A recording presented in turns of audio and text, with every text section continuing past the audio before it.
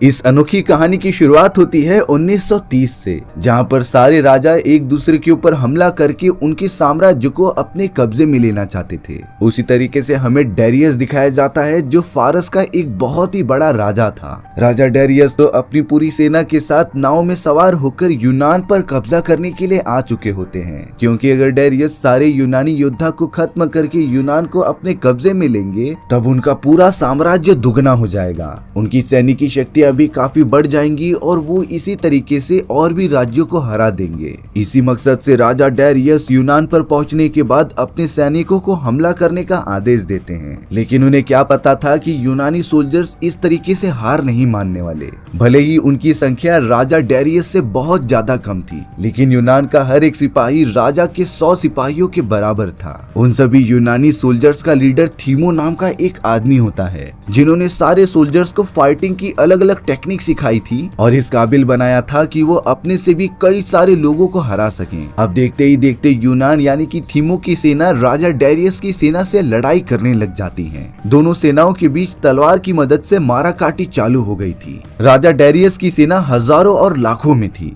वहीं दूसरी तरफ यूनानी सोल्जर्स उनके आधे से भी कम होते हैं, लेकिन फिर भी यूनान का हर एक सोल्जर राजा डेरियस के सैनिकों को लगातार मारते जा रहा था। अब जंग के दौरान एक समय ऐसा आता है जब थीमो राजा डेरियस को देखता जा रहा था। थीमो को तो सारे फसाद की जड़ राजा डेरियस लग रहे थे। राजा डेरियस तो थीमो से काफी ज्यादा दूर अपने नाव पर खड़े होते हैं। तभी थीमो ने पास ही में पड़े एक तीर कमान को उठाया और निशाना लगाकर ठीक राजा डेरियस के सीने में वार कर दिया।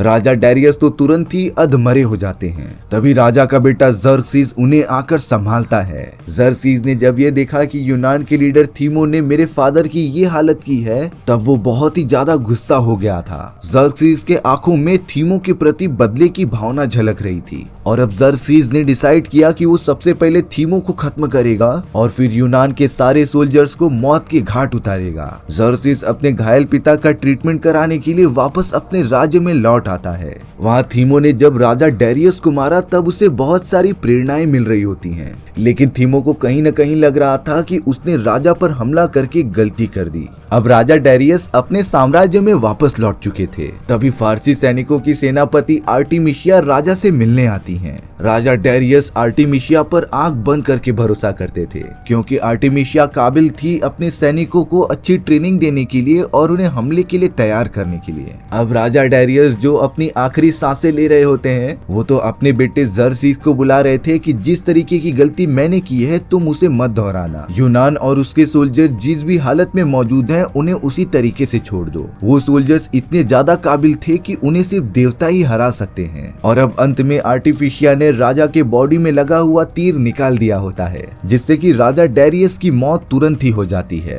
जर्क्सिस अपने फादर की इस तरीके की मृत्यु के कारण कई दिनों तक बिना खाए पिए सदमे में पड़ा रहा, लेकिन अब आर्टिमिशिया इस मौके का फायदा उठाती है। उसने तो जर्क्सिस के कान भरने भी स्टार्ट कर दिए थे। आर्टिमिशिया ने कहा कि जिस तरीके से तुम्हारे महान फादर ने बताया कि यूनानी सोल्जर्स को सिर्फ और सिर्फ देवता ही हरा सकते हैं, तो अब तुम यानी कि जर्क्सिस देवता बनेंगे, तो अब तुम भी बहुत ही पावरफुल देवता बनोगे। अगले दिन से ही आर्टिमिशिया बड़े बड़े तांत्रिकों को बुलाकर उनसे झाड़ फूक करवा रही थी, जिससे कि जर्क्सिस के शरीर में सारी शक्तियां इंक्लूड की जा सकें। और अब जर्क्सिस को एक देवता यानी कि भव्य सम्राट बनाने के लिए आर्टिमिशिया ने उसके ऊपर जादू करके जर्क्सिस को रेगिस्तान में छोड़ दिया, जिससे कि वो अपना एक लंबा सफर तय करेगा देवता बनने के लिए। जर्क्सिस के शरीर पर इतनी ज्यादा जादू की गई थी कि वो अपने कंट्रोल में ही नहीं होता। अब कई घंटों तक बंजर रेगिस्तान में चलने के बाद वो एक सुनसान गुफा में पहुंच जाता है। जर्क्सिस को तो वहां पर काला जादू करने वाला एक बूढ़ा तांत्रिक मिल गया था।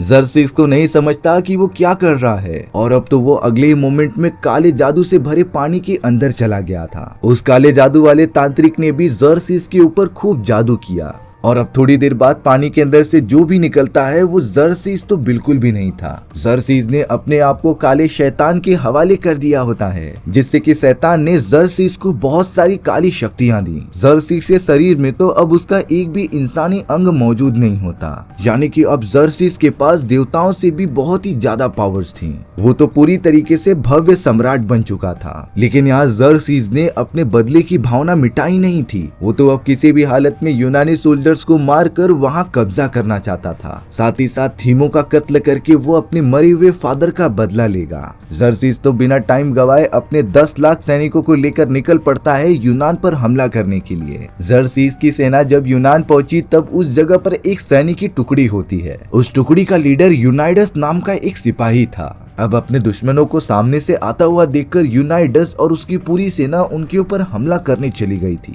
पर उन्हें ये बिल्कुल नहीं पता था कि जिससे वो सामना करने जा रहे हैं वो जर्सिस अब जर्सिस नहीं रहा, वो तो अब शैतानी ताकतों का देवता बन चुका होता है। लड़ाई के दौरान यूनाइडस और उसकी सेना ने पूरी की पूरी कोशिश की, लेकिन जर्सिस के काली शक्तियों के सामने कोई भी नहीं टिक पाता। जर्सिस की पूरी 10 लाख की सेना ने उन सोल्जर्स को जान से मार दिया होता है और अब जर्सिस पूरे यूनान पर कब्जा करने के लिए आगे बढ़ रहा था।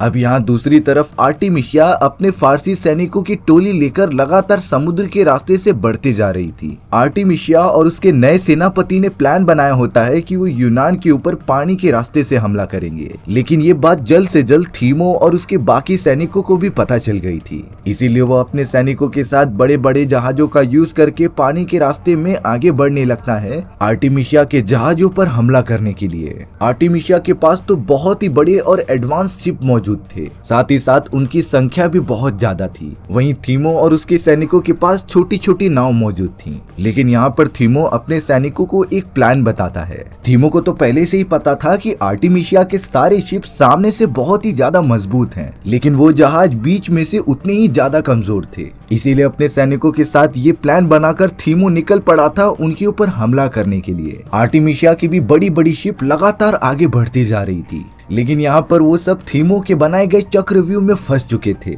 अब एक एक करके थीमो की बहुत सारी छोटी छोटी शिप आर्टेमिशिया के बड़े से शिप के एकदम बीचों बीच वार कर रहे थे, जिससे कि शिप बीच में से ही टूटकर पानी में गिर जा रही थी। इसी तरीके से थीमो की सेना ने आर्टेमिशिया के बहुत सारे शिप को मार गिराया होता है, यानी कि पहली बार में थीनो की पूरी सेना विजयी हासिल करने में कामयाब हो चुकी थी। अब यहाँ आर्टेमिशिया का सेनापति कहता है कि शाम तक हम उनके ऊपर हमला करके उन्हें हरा देंगे। आर्टेमिशिया बहुत ही गुस्सा होकर कह रही थी कि ऐसा ही होना चाहिए। अब वो सेनापति अपने सैनिकों और बाकी बचे हुए जहाजों को लेकर निकल पड़ा था थीमो पर हमला करने के लिए। थीमो जब उन सारे जहाजों को देखता है तब उसने अपने सैनिकों को पीछे हटने के लिए कहा था। वो सब तो लगातार सेनापति के सैनिकों से दूर जाते जा रहे थे। सेनापति को कुछ समझ नहीं आता कि आखिरकार ये लोग हमसे डरकर भाग क्यों रहे हैं। इसीलिए अब वो सब भी थीमो की सेना का पीछा करने लगे थे, लेकिन थोड़ी दूर पर जाने के बाद ही चारों तरफ कोहरा छा गया और अब तो तीनों के सैनिकों से भरे हुए जहाज दिखाई भी नहीं दे रहे थे। पर तभी अचानक सेनापति के बहुत सारे सैनिक देखते हैं कि वो एक चट्टानी इलाके में आ गए हैं और अब जहाजों की स्पीड को रोक पाना बहुत ही ज्यादा मुश्किल था। देखते ही देखते सेनापति के सारे जहाज उन पहाड़ों से टकराकर डिस्ट्रॉय होते जा रहे थे।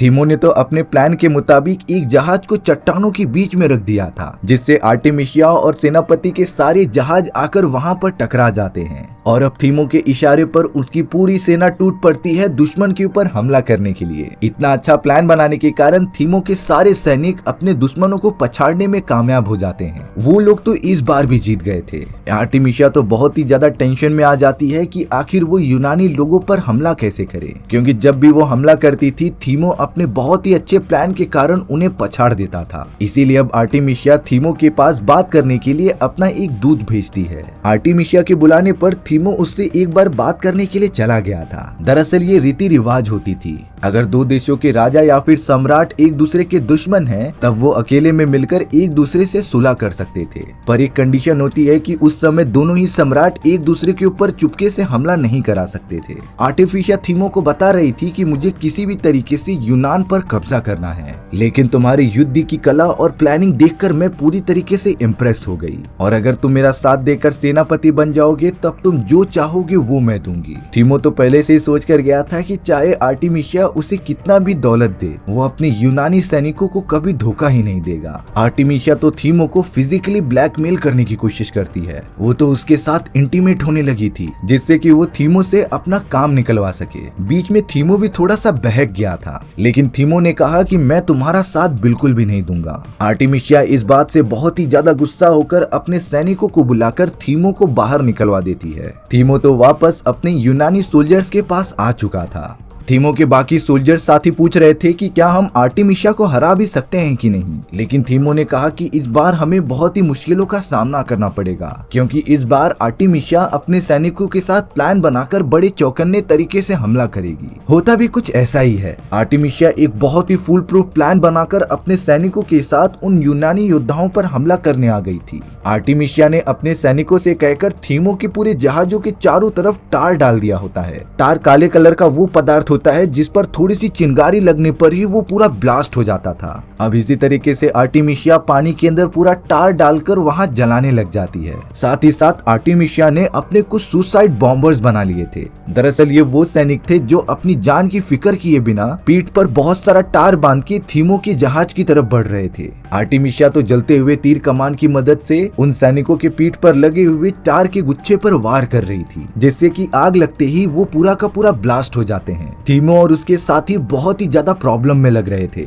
चारों तरफ आग लगी थी, पर फिर भी वो सब सैनिकों को मारने की कोशिश कर रहे होते हैं। पर अब आर्टेमिसिया का एक सैनिक जो कि सुसाइड बॉम्बर था, वो थीमो के जहाज पर चढ़ने में कामयाब हो जाता है। थीमो इस बारे में कुछ करता है इससे पहले आर्टेमिसिया ने जलती हुई तीर उसके पीठ पर मार दी थी, जिससे कि वो सुसाइड बॉम्बर का टार पूरी तरीके से जलकर वहां पर एक तगड़ा ब्लास्ट कर देता है। थीमो के सैनिकों के साथ वो पूरा जहाज पूरी तरीके से ब्लास्ट हो गया था। आधे से ज्यादा सैनिक पानी में डूबकर मारे जाते हैं। खुशकिस्मती की बात ये थी कि थीमो की जान बच जाती है। अब यहाँ पर तो थीमो के पास सिर्फ 2 जहाज और 100 सिपाही बचे थे, जो थीमो को एक सेफ जगह पर लेकर आ जाते हैं। आर्टेमिसिया को लग रहा था कि उसने थीमो और बाकी सैनिकों को मार दिया है, इसीलिए वो अपने साम्राज्य में वापस लौट जाती है। थीमो को बहुत ही ज्यादा बुरा लग रहा था कि उनकी सेना पहली बार किसी से हारी है, नहीं तो आज तक किसी भी साम्राज्य के सैनिक उसे हराने में कामयाब नहीं हुए थे। अब यहाँ थीमो को अपनी गलती का एहसास होता है कि उसे कुछ समय पहले राजा डेरियस को नहीं मारना चाहिए था। अगर वो डेरियस के बदले उसके बेटे जर्सिस को मार देता तब ये बात वहीं की वहीं खत्म हो जाती।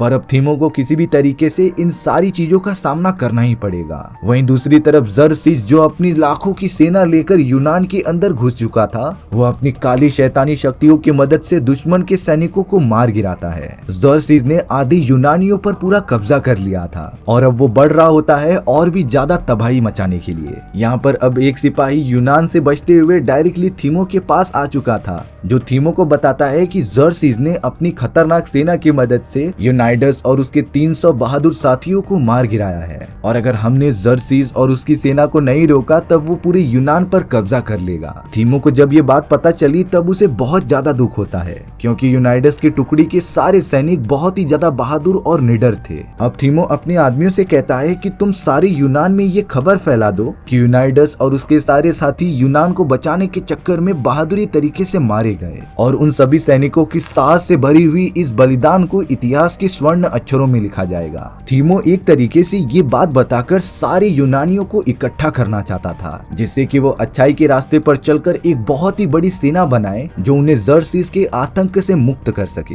थीमो को पता था कि अगर वो अपने साथियों को वहां पर लेकर जाएगा तब जर्सिस उन्हें भी मार सकता था, इसीलिए उसने अपने सैनिकों को कह दिया होता है कि तुम सब कहीं सेफ जगह पर चले जाओ, और अब थीमो अकेले ही जाएगा जर्सिस से फाइट करने के लिए। अब यहाँ पर थीमो डायरेक्टली एथेंस पहुंच जाता है, क्योंकि उसके सैनिकों ने आर्टियलिस को पकड़ लिया था। आर्टियलिस वही कुबड़ा इंसान होता है जिसने कि जर्सिस को वो सारी शैतानी शक्तियां प्रोवाइड की, लेकिन इन सारी चीजों से पहले आर्टियलिस थीमो के लिए काम किया करता था। थीमो आर्टियलिस से कहता है कि तुमने मुझे धोखा क्यों दिया। तब जाकर आर्टियलिस ने बताया कि ये सब तो पहले से ही लिखा हुआ है, मैंने जर्सिस को शैतानी ताकतें हासिल करने में मदद की, और अब वो अपने लाखों सैनिकों की सेना लेकर आधे यूनान को खत्म कर चुका है। थीमो ने तो आर्टियलिस को जान से नहीं मारा, सिर्फ उसे इतना कहा कि तुम आर्टेमिसिया को जाकर बता दो कि मैं जिंदा हूँ और उसे काली घाटी की गुफा के पास आने के लिए कहो, मैं वहीं पर उसका इंतजार करूंगा। अब इसके बाद थीमो डायरेक्टली स्पार्टा आ जाता है वहाँ की राजकुमारी से सैनिक की मदद मांगने के लिए।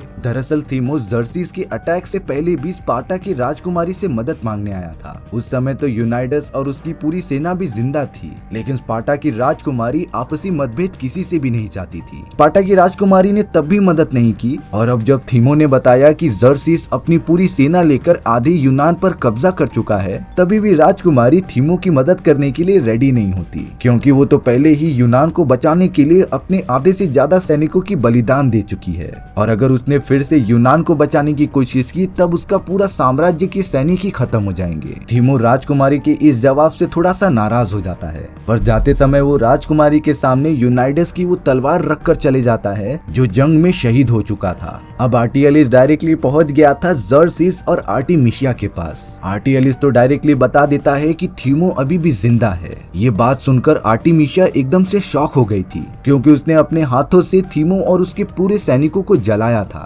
लेकिन अब आर्टियलिस साफ साफ बताता है कि मैंने थीमो को अपनी आंखों से देखा है और थीमो ने आपको चैलेंज करते हुए काली घाटी के गुफा के पास बुलाया है फाइट करने के लिए। आर्टिमिशिया तो इस बात से एकदम आग बबूला हो जाती है। आर्टिमिशिया डिसाइड करती है कि वो अपने खतरनाक सैनिकों के साथ काली घाटी की गुफा के पास जाएगी। लेकिन यहाँ जर्सिस ने आर्टिमिशिया को एडवाइस दी कि तुम्हें इतनी ज्यादा जल्दबाजी नहीं करनी चाहिए, शायद से ये थीमो का किसी तरीके का प्लान हो। लेकिन आर्टिमिशिया जर्सिस को जवाब देते हुए कहती है कि तुम मुझे मत बताओ कि मुझे क्या करना है। इस बात से जर्सिस बहुत ही ज्यादा गुस्सा हो गया था। जर्सिस कहता है कि मैं इस पूरी जगह का दिव्य सम्राट हूँ और तुम मुझसे इस तरीके से बात नहीं कर सकती, तुम्हें मेरे सामने नीचे झुककर ही रहना पड़ेगा। आर्टिमिशिया कहती है कि तुमने 300 यूनानी को खत्म करके बाकी सारे यूनानी सोल्जर्स को एकजुट कर दिया है और अब वो अपने बदले की भावना लेकर एक साथ खड़े हैं तुमसे लड़ाई करने के लिए। आर्टिमिशिया जर्सिस को नीचा दिखाते हुए कहती है कि तुम मेरे बिना कुछ भी नहीं हो। जर्सिस ने तो गुस्से में आकर आर्टिमिशिया को जोर से थप्पड़ मार दिया था, लेकिन अब आर्टिमिशिया ने जवाब दिया कि मैं थीमो पर हमला करने जरूर जाऊंगी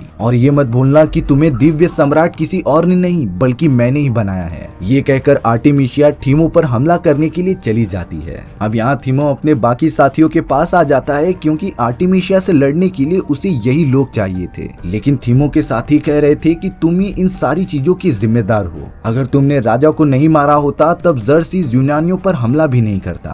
थीमो को अपनी गलती का एहसास होता है, इसीलिए उसने अपने सैनिकों से कह दिया था कि मैं ही दोषी हूँ और अगर तुम मेरा साथ नहीं देना चाहते हो तब तुम लोग यहाँ से चले जाओ। ताज्जुब की बात ये होती है कि उन 100 सैनिकों में से कोई भी एक सैनिक अपनी जगह से हिलता ही नहीं, क्योंकि उन्हें पता था कि अगर वो थीमो का साथ नहीं देंगे तब जर्सिस पूरी तरीके से यूनान पर कब्जा ही कर लेगा। इसीलिए उन सभी को अपने हक के लिए तो लड़ना ही होगा। थीमो हमेशा की तरह एक लीडर बनकर उन सभी को मोटिवेट करता है जंग लड़ने के लिए और अब वो 100 बहादुर सैनिक रेडी हो गए थे आर्टिमिशिया की सेना से लड़ाई करने के लिए। समुद्र के अंदर सिर्फ 4 जहाज थीमो और उसके सैनिकों के होते हैं और वहीं दूसरी तरफ थे आर्टिमिशिया के हजारों जहाज। लेकिन फिर भी थीमो की टीम से कोई भी सिपाही जरा भी नहीं डरता। वो अपने हथियार लेकर लगातार अपने दुश्मनों को मारते जा रहे थे, जिससे कि हमें पता चलता है कि थीमो की टीम से हर एक सोल्जर 100 सोल्जर्स के बराबर है। वो लगातार बहादुरी से सैनिकों को मौत के घाट उतारते जा रहे होते हैं। लेकिन यहाँ पर आर्टिमिशिया जो युद्ध की कलाओं में बहुत ही ज्यादा माहिर थी, वो थीमो के कई सारे सोल्जर्स को मौत के घाट उतार देती है। आर्टिमिशिया तो पहले से ही यूनानियों के काफी ज्यादा अगेंस्ट थी, क्योंकि कुछ टाइम पहले यूनानी सैनिकों ने ही उसकी पूरी फैमिली को मारकर फेंक दिया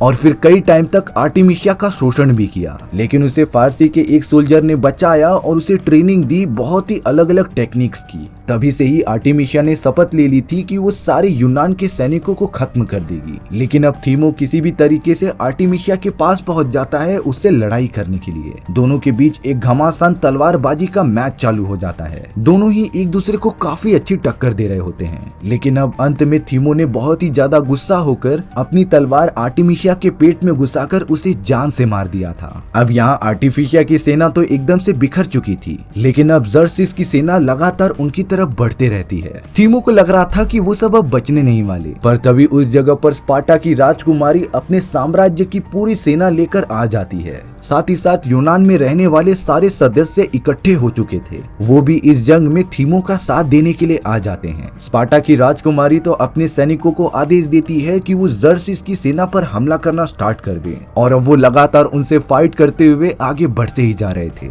ये सारी चीजें जर्सिस एक पहाड़ के ऊपर से देख रहा होता है और इसी सस्पेंस के साथ हमारी ये कहानी यहीं पर खत्म हो चुकी थी। सो व्यूअर्स, आपको ये स्टोरी कैसी लगी कमेंट सेक्शन में बताना भूलना मत। और अगर आपको मेरा एक्सप्लेनेशन 1% भी अच्छा लगा होगा ना, तो वीडियो को लाइक एंड चैनल को सब्सक्राइब जरूर कर देना। मिलते हैं इसी तरीके की मजेदार वीडियोस में, तब तक के लिए बाय बाय।